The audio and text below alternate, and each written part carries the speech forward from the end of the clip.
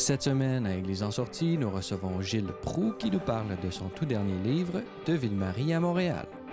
On vous présente un reportage sur le 350e anniversaire de la paroisse La Nativité de la Sainte Vierge à la Prairie, et on reçoit la chanteuse Gaëtane Breton sur son tout dernier livre CD, La périlleuse fondation de Ville-Marie.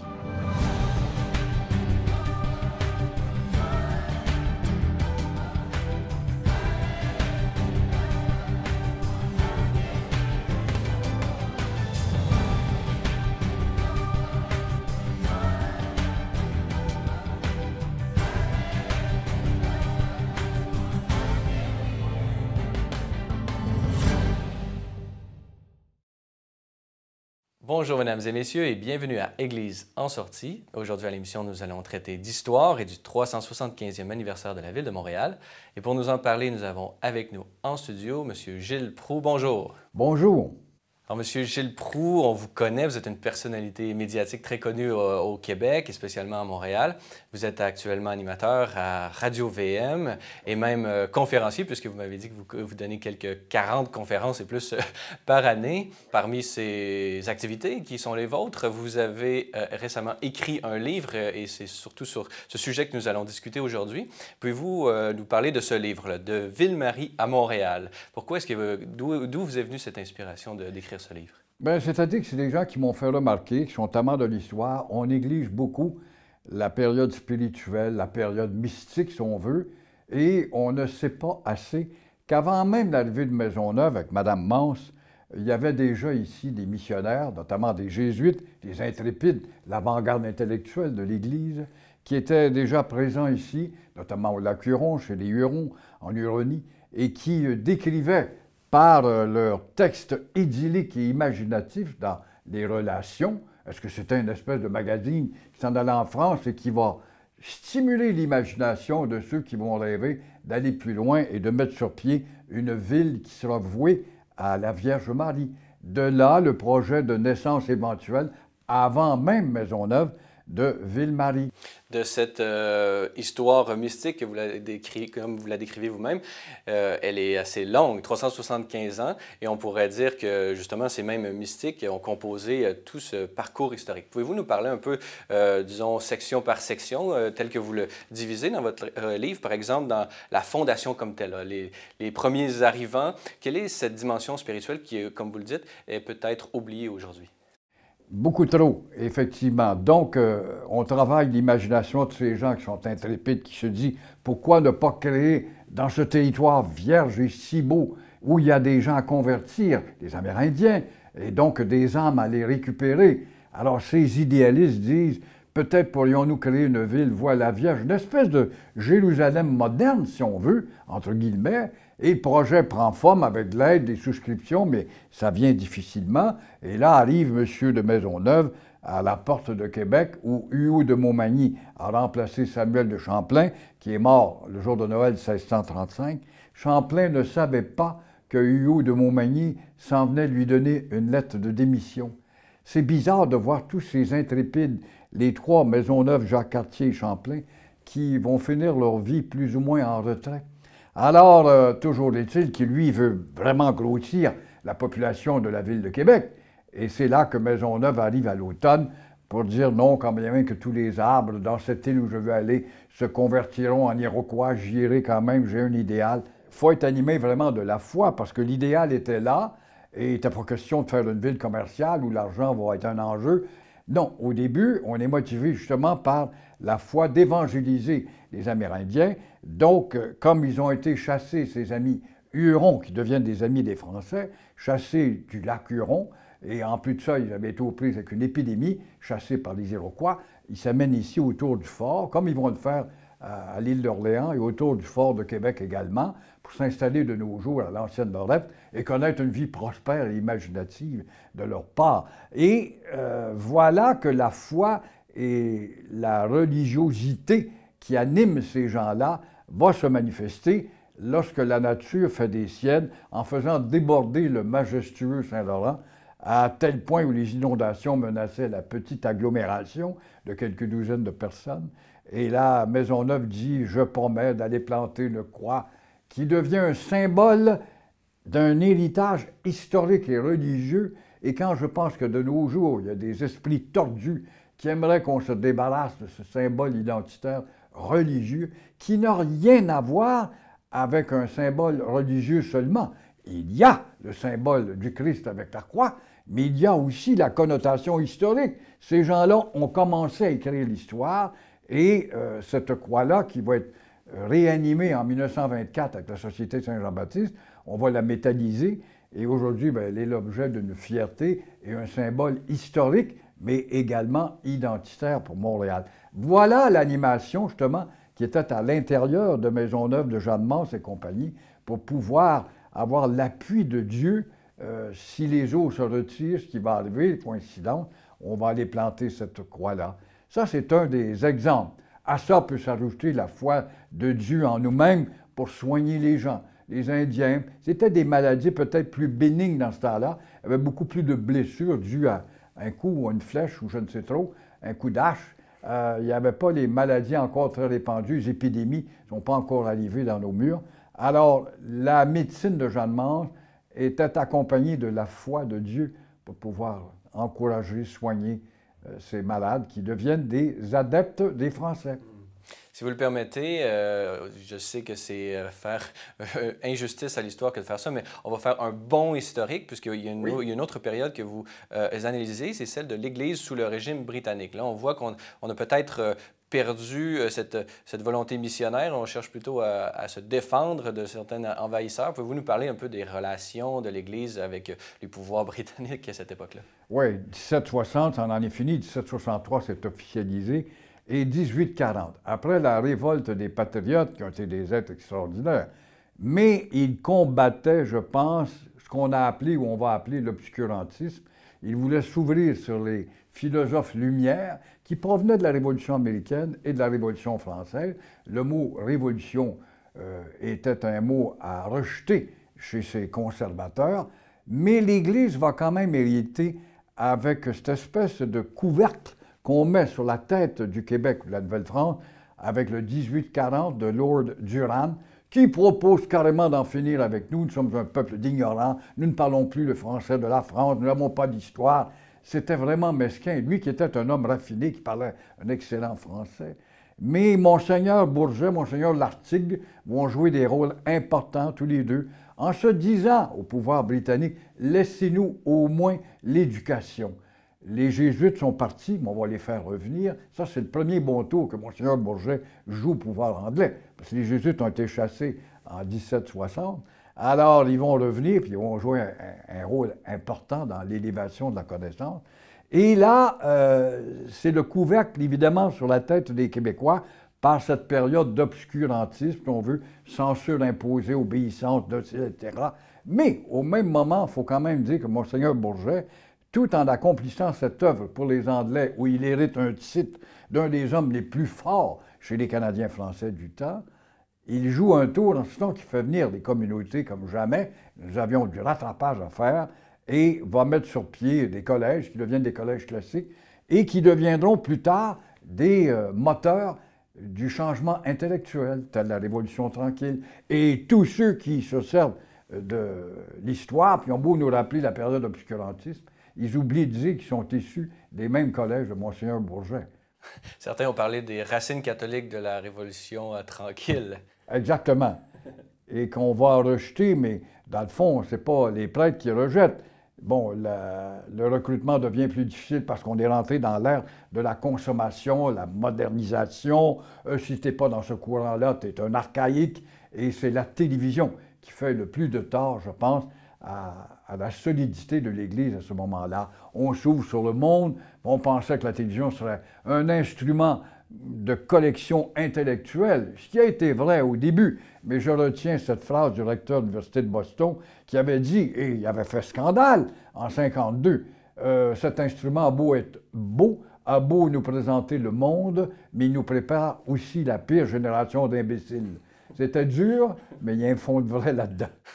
Pouvez-vous nous parler justement de cette révolution tranquille, parce que c'est une autre période de l'histoire de cette Ville-Marie qui est devenue Montréal. Pouvez-vous nous parler un peu du rôle à la fois, disons, comme étant rejeté d'une part, mais en même temps comme étant une force de progrès? Il y a comme une dualité là, qui est intéressante à analyser. Pouvez-vous nous parler de ça? Il y a une contradiction incroyable.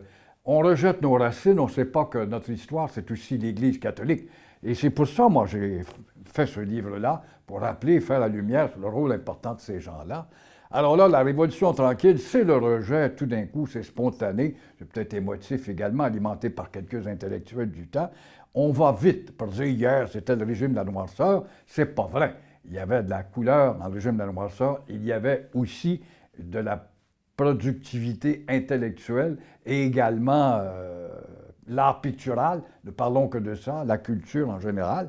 Tu sais, quand on me disait que Duplessis nous maintenait dans la culture, dans l'ignorance, il faut quand même aller à Trois-Rivières et rentrer dans ses bureaux pour s'apercevoir que cet homme-là était un homme extrêmement cultivé. Mais il ne le projetait pas parce qu'il gagnait ses élections avec le peuple. Il voulait montrer qu'il était à leur niveau. Alors, toujours est-il qu'avec la Révolution tranquille, c'est l'ère du rattrapage. On se compare à l'Ontario, puis on joue là-dessus, puis l'Ancien Régime, avec les curés, nous a négligé à ce chapitre, qui n'était pas vrai. C'était tout simplement une évolution normale. Nous rattrapions sur l'Ontario. Justement, en terminant, pouvez-vous nous décrire peut-être à la fois votre jugement sur, disons, l'importance de l'histoire et de la culture au Québec actuellement, et peut-être les espoirs qui vous animent là, justement pour améliorer cette situation? Exactement. D'abord, c'est la réintroduction de l'histoire et arrêter de consulter tous et chacun pour savoir qu'on devrait ci, puis on a oublié ça, puis on a oublié ci. On sait tout ça, qu'on est multiculturel, multiethnique. Il ne faut pas oublier telle communauté qui est venue. Puis les Amérindiens, si on a tenu 200 ans de temps contre une armée 20 fois supérieure à la nôtre, les Anglais, avec une armée moderne, on tient 200 ans avant de se faire battre, bien, ça a été dû à notre association avec toutes les communautés indiennes, exception faite aux Iroquois pour des raisons géographiques. Alors, de réenseigner donc le rôle et la préparation et cette lumière qui a été enclenchée ou allumée par les communautés religieuses. Alors, il faut, oui, vite réintroduire l'histoire pour qu'on puisse respecter également ces gens valeureux que sont les communautés. Et on en a une preuve. Il y a deux pays modernes dans le monde, Israël et l'Irlande. Comment se fait-il que l'Irlande est un pays très moderne et qui a conservé aussi son respect pour l'Église? C'est parce qu'on sait que l'apport de l'Église dans le développement intellectuel des Irlandais était inestimable. Les Israéliens, pareil, qu'on soit d'une autre communauté, une autre étiquette, ils tiennent, ils sont dans un pays moderne, sont les inventeurs du capitalisme. Ils vont quand même tenir à maintenir leur culture très fortement, culture biblique, parce qu'on enseigne l'histoire dans leurs écoles, simplement. Mais ça ne les empêche pas d'être des modernistes et non arriérés. Très bien. Alors, Gilles Proulx, je rappelle que vous êtes l'auteur de ce beau livre de Ville-Marie à Montréal, publié aux éditions Mediapol. Alors, merci beaucoup de nous avoir accordé cette entrevue aujourd'hui. Ça m'a fait énormément plaisir, Francis, et bonne chance à vous.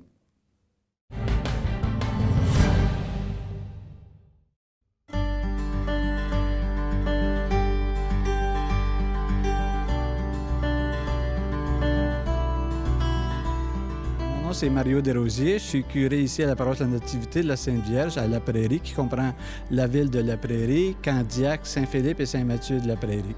Alors, je suis curé ici depuis 3 ans. Je suis dans ma 3e année comme curé. Et dès mon arrivée, j'ai calculé ça quand j'arrivais en plein durant le temps des fêtes du 350e de La Prairie.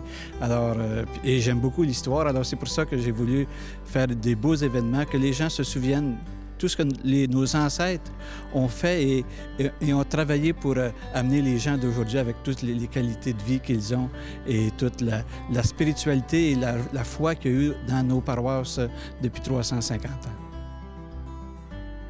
En fait, cette paroisse ici, ça a été fondé par les Jésuites, une seigneurie, la seigneurie de La Prairie, qui a été donnée aux Jésuites en 1646, mais elle n'a pas été habitée avant 1667. Et au début, c'était à peu près 14 familles qui étaient ici seulement. Et la particularité, c'est que c'était une cohabitation avec les Amérindiens chrétiens qui étaient convertis au christianisme et ça a duré comme ça de 1667 à 1676. Cette fête d'aujourd'hui, on rappelle la visite de Monseigneur de Laval ici à La Prairie le 25 mai 1676 qui est venu 4 fois à Montréal et en canot, et ils ont été l'intercepter dans le bout de Boucherville pour lui dire « Ah, viendriez-vous à La Prairie? Il y a des Amérindiens chrétiens » et il a accepté d'emblée et il est venu ici, il est resté 3 jours à La Prairie. Alors, la journée d'aujourd'hui, elle commençait par l'accueil de M. le cardinal Lacroix de Québec, successeur de Monseigneur de Laval. Et dès qu'on l'a accueilli, on a fait sonner les cloches, parce que quand Monseigneur de Laval est arrivé, les cloches sonnaient. Et la petite cloche de la chapelle, hein, parce que c'était tout petit à l'époque. Et ensuite, on est allé faire une visite du vieux La Prairie pour mieux connaître que M. le cardinal et les gens de Québec qui l'accompagnent connaissent notre histoire et savent dans quel milieu que Monseigneur de Laval est venu. On a visité aussi l'église, la crypte, hein, qui est assez particulière aussi dans les anciennes églises du Québec. Et là, ça va se poursuivre à 19h par le dévoilement d'un panneau rappelant justement la visite de Monseigneur de Laval et pour que justement les générations, les touristes, les gens qui passent à La Prairie se souviennent que le premier évêque de Nouvelle-France est venu à La Prairie. Et ensuite, ça sera une messe solennelle de Saint-François de Laval, hein, qui a été canonisé en avril 2014 par le pape François et qui maintenant, on va dévoiler une giclée, une représentation durant la célébration de Monseigneur de Laval, qui est un saint qu'on peut prier, et un saint aussi hein, qui a été présent parmi nous, qui a nous fondé l'Église de l'Amérique du Nord, et particulièrement celle du Québec. Alors on veut que les gens puissent le connaître et le prier, et on était à une époque d'évangélisation. On est revenu à une époque d'évangélisation aujourd'hui dans notre monde. Alors c'est important de voir des modèles au milieu de nous qui l'ont fait avec conviction et avec les moyens qu'ils avaient. Alors aujourd'hui, avec les moyens que nous avons, je pense qu'on est capable aussi d'évangéliser les gens autour de nous. On m'a invité à venir célébrer le 350e anniversaire de la fondation de cette paroisse parce que c'est Monseigneur François de Laval, Saint François de Laval maintenant, qui est venu ici il y a 350 ans visiter une toute petite communauté où il y avait des jésuites et il s'en allait à Montréal sur le fleuve en canot pour aller faire des confirmations à Montréal, une visite pastorale. Et des gens d'ici sont allés le rencontrer sur le fleuve et l'ont invité à venir. Et Monseigneur de Laval s'est laissé inviter et accueillir. Il est venu, il a passé 3 jours ici. Je salue le grand esprit missionnaire de Monseigneur de Laval.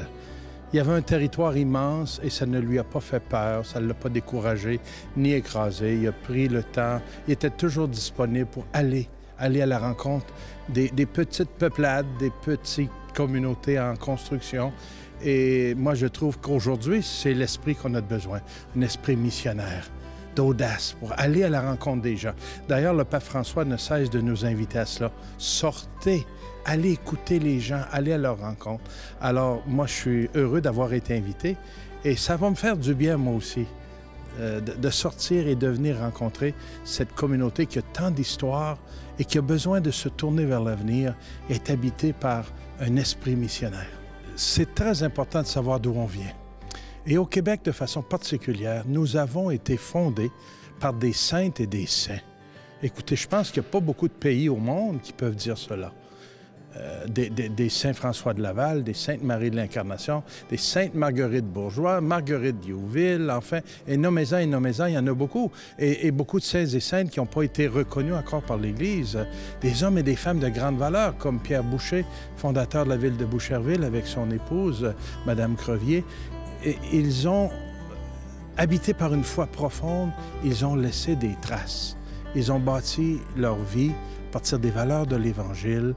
L'Église était toujours au cœur de leur communauté chrétienne parce que leur vie tournait autour de Dieu et recevaient de Dieu la force pour poursuivre, pour coloniser, la force pour lutter contre toutes les difficultés qu'ils avaient. Dans cette région-ci, c'était souvent des attaques des Iroquois. Dans d'autres régions, c'était d'autres difficultés. C'était des saisons d'hiver très difficiles. Et Dieu était pour eux un rempart, une fondation, une source de force pour aller de l'avant. Alors, c'est important qu'on se souvienne de cela, parce qu'aujourd'hui, on a encore besoin de ça. Se tourner vers Dieu pour qu'il devienne le centre de notre vie et qu'on puisse affronter les défis qui sont les nôtres aujourd'hui, qui sont différents de cette époque, mais qui ne sont pas moindres. Bien, dans l'homélie que je vais prononcer aujourd'hui à la messe, je vais dire à cette communauté, vous avez toutes les raisons au monde d'être fiers de votre passé, de votre passé très missionnaire. Et puisez dans cet esprit-là, dans votre histoire, le courage et l'enracinement dans le Christ, dans l'Évangile, dans le dépôt de votre foi pour redevenir un peuple missionnaire. C'est ça qu'on veut souligner pour les générations futures et les générations actuelles, montrer comment que ces hommes-là de foi, au début de la Nouvelle-France, de la colonie, hein, ces hommes et ces femmes qui ont traversé l'Atlantique, qui sont venus ici, qui ont parti, Monseigneur Laval est parti de Québec en canot pour se rendre jusqu'à ici, comment ces hommes étaient convaincus et qu'il y avait une confiance et une foi inébranlable. Hein? Et aujourd'hui, avec les jeunes, avec les réseaux sociaux, tout est proche, tout est actuel, tandis que c'était vraiment des grands efforts qu'ils ont fait. Hein? Alors, c'est ça qu'on veut souligner, se rappeler que ces hommes-là sont venus apporter la foi et évangéliser le peuple de leur temps et qu'on continue encore aujourd'hui. Et par cette grande fête ce soir, mais on va se rappeler cette présence de Monseigneur de Laval qui a fondé la paroisse à son époque.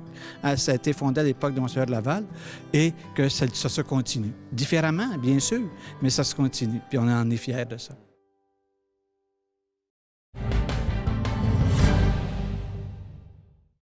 Dans cette troisième partie d'émission, nous allons poursuivre sur ce thème de l'histoire, spécialement en lien avec le 375e anniversaire de la Ville de Montréal. Et pour nous en parler, nous avons avec nous en studio Gaétane Breton. Bonjour. Bonjour Francis. Alors, Madame Gaétane Breton, vous êtes auteur, compositeur, interprète. Vous êtes notamment l'auteur, on pourrait dire, de ce disque CD en collaboration avec Lise Boucher-Morancy. Livre CD, oui. On va en parler dans quelques instants, mais d'abord, j'aimerais que vous nous parliez un peu de votre parcours là, de musicienne. De chanteuse surtout, parce que je ne suis pas vraiment musicienne. Le musicien qui collabore à ce travail, c'est Gilles Plante. Mais entre autres, oui, mon parcours. Moi, je viens de... Ça fait déjà 45 ans que je suis dans la carrière, c'est incroyable, mais mon parcours commence dans les années 70. J'avais formé un duo, le duo Breton-Cyr, Gaétane Breton et Richard Cyr, et on s'était spécialisé dans la chanson traditionnelle. La recherche de vieilles chansons, des ancêtres, le parcours dans les villages, trouver l'interprète, trouver ces vieux chanteurs qui nous donnaient encore ce bagage de vieilles chansons. Donc nous, déjà à ce moment-là, c'était d'immortaliser ces chansons-là sur des vinyles à l'époque et 33 tours. On a fait 6, dont un pour enfants à cette époque-là. Et maintenant, justement, vous avez publié ce nouveau livre CD, La Périlleuse, Fondation de Ville-Marie. Voilà. Et ça tombe d'une année importante puisque c'est le 375e anniversaire. Pouvez-vous nous parler un peu de cet ouvrage, ce livre CD? Que de travail. Depuis 2010, je fais des recherches. D'abord, je ne suis pas historienne, je suis juste en admiration devant cette histoire-là. Donc, juste parcourir l'histoire de Montréal, je suis complètement tombée à la renverse. Mais quand je suis tombée dans un bazar sur un livre sur l'histoire de Montréal, qui est écrit pour le 350e, là, j'ai complètement tombé à la renverse. Je me suis dit, il faut raconter ça à tout le monde. On ignore cette belle histoire-là, cette passion des fondateurs. Alors, j'en ai fait une mission de la faire connaître. Depuis j'écris des chansons, j'ai le plan de travail à la musique ancienne. Puis l'auteur Lise Boucher-Morancy est une amie de longue date qui a écrit beaucoup de livres pour les enfants sur l'histoire, les légendes. On l'a connu beaucoup sur l'histoire de Kimo. Alors comme ce livre-là est destiné autant pour les enfants à partir de 8-9 ans, puis le CD c'est autant de tous les âges, c'est un mélange de fiction, cette histoire-là, mais l'histoire de fond est véritable. Voilà.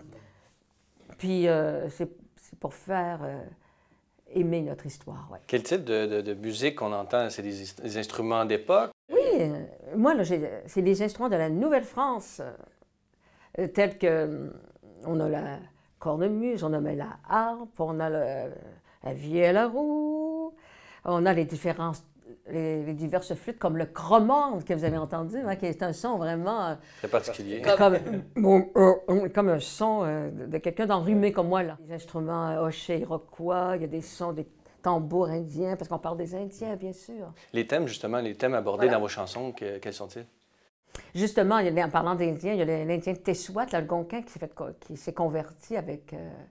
avec la présence de Maisonneuve. Et pauvres Maisonneuve et Jeanne Mance, quand ils sont arrivés ici, ils autres étaient dans un instinct, là, dans une passion de convertir les Amérindiens. Mais les Amérindiens, les Algonquins, les Hurons ne restaient pas sur l'île. Ils avaient peur des Iroquois. Les Iroquois, c'était leur route pour aller dans l'Ouest, pour aller chercher des fourrures. Alors, ils ne voulaient pas la compétition. Ils éliminaient les compétiteurs, les Français, les Hurons, les Algonquins. Alors, ils ont bien vu, en arrivant ici, Maisonneuve et Jeanne Mance, que c'est impossible de les retenir sur l'île. On voit la complémentarité entre Jeanne Mance et Maisonneuve. Ces personnages dont vous semblez apporter une admiration. Pouvez-vous nous parler un peu là, de votre jugement, de la transmission de l'histoire et de l'intérêt pour l'histoire aujourd'hui au Québec? Oui, moi, c'est vraiment ma façon à moi, très personnelle, de transmettre l'histoire en chantant. Je dis, il me semble que quand on chante, on retient mieux l'histoire. Moi, j'embarque dans les pas de Jeanne Mance et Maisonneuve. Moi, j'embarque, moi, j'embarque. Alors, moi, je voulais que les enfants embarquent. Alors, quand je commence mon spectacle, souvent, les enfants commencent à dire « Moi, j'embarque, moi, j'embarque, moi, j'embarque dans les pas de Jeanne Mance et Maisonneuve. » Alors, je crois toujours qu'en chantant, bien, on retient plus l'histoire. Peut-être dans 15 ans, ils vont encore se souvenir d'un air de Maisonneuve, de Jeanne Mance. Quand on fêtera le 400e, « Ah, moi, j'embarque dans l'histoire de Jeanne Mance et Maisonneuve. Ouais. » Oui, c'est vrai, tous les thèmes des chansons, justement, il y a Maisonneuve, Jeanne Mance, Marguerite Bourgeois, il y a les saisons, il y a Tessouat, il y a... Je parle des Montréalistes parce que c'est comme ça qu'on les appelait. À cette époque-là, les premiers Montréalistes, le courage, les métiers des premiers Montréalistes. Pour moi, c'est des héros, des véritables héros. Jeanne Mance, Maisonneuve, Marguerite Bourgeois, Lambert Closse, tous ceux qui les ont suivis. Même Delord des Ormeaux. Pour moi, c'est tous des héros. Il y avait une ferveur. Il faudrait retrouver, parce que ces temps-ci, on a l'impression que les 100 clochers de Montréal, on a perdu le sens presque des églises de Montréal. Pourquoi que c'est catholique? On a perdu même ce sens-là. Alors, quand on retourne aux sources, on comprend pourquoi. C'est avec l'histoire qu'on comprend pourquoi qu'on est dans cette tradition-là. C'est pas par hasard. Quand on voit tous les Sacré-Cœurs au pied des églises, c'est pas par hasard. On vient d'une tradition religieuse catholique. Et c'est pour ça que j'aimerais tellement faire des écoles multiethniques de Montréal pour leur donner aussi un sens de la fierté d'où on vient. Si jamais on est intéressé par vos spectacles ou peut-être faire une école, pourrait faire appel à vos services, pouvez-vous nous dire où est-ce qu'on peut, comment est-ce qu'on peut vous contacter? Oui, on peut me contacter grâce à mon site web gaetanebreton.com. Là, c'est la meilleure façon pour avoir les détails. On les trouve, ça vient tout juste de sortir chez Archambault, Renaud-Bré, dans toutes les bonnes librairies du Québec. Alors, Gaétane Breton, je rappelle que vous êtes conceptrice et chanteuse sur ce livre CD intitulé « La périlleuse fondation de Ville-Marie », publié aux éditions Planète Rebelle et, comme vous l'avez dit, qui est disponible un peu partout au Québec dans les librairies. Alors, merci beaucoup de nous avoir accordé cette entrevue. Ça fait plaisir. Voilà, c'est tout pour cette émission. N'hésitez pas, si vous avez des questions ou commentaires, vous pouvez m'écrire à l'adresse qui apparaît à l'écran. Merci d'avoir été des nôtres. À la prochaine.